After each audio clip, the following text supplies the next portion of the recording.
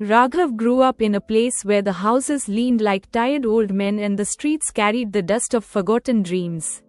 Every morning before sunrise, he pushed a wooden cart through those streets, selling boiled eggs and tea. His father had done the same, and his grandfather too.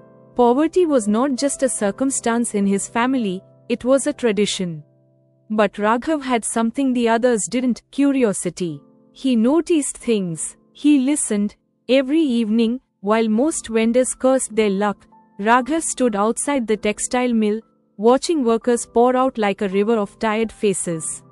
Some wore worn-out slippers, some had holes in their bags, and many struggled to carry their lunch boxes.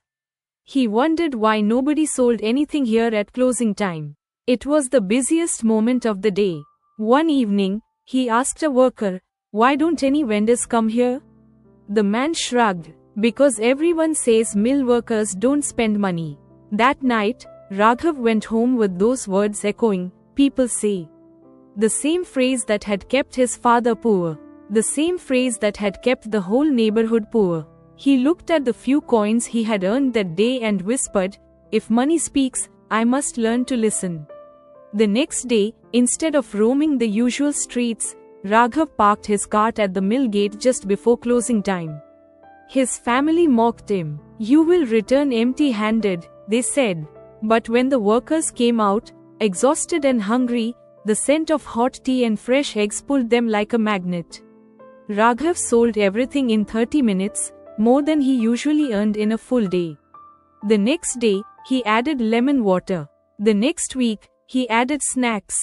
The next month, he bought a bigger cart. Still, he kept watching, kept listening. One evening, he noticed workers buying yarn scraps from the mill at discounted rates. They stitched quilts at home to make extra income. But the process took time because they lacked proper cutting tools.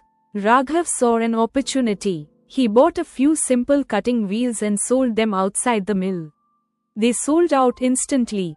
From those profits, he opened a tiny supply store near the mill, a store that sold exactly what workers needed: gloves, masks, yarn cutters, lunch boxes, and even small loan notebooks for those who wanted to buy now and pay later. 5 years later, that little store grew into a distribution unit supplying 4 nearby mills.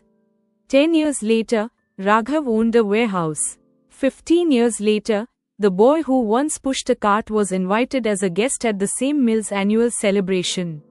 He stood on the stage, the workers cheering the man who had grown with them, not above them. When asked how he went from poverty to prosperity, Raghav smiled and said, "Money speaks, but it never shouts. It whispers. Most people ignore the whispers. I just learned to listen." Opportunities rarely arrive with noise.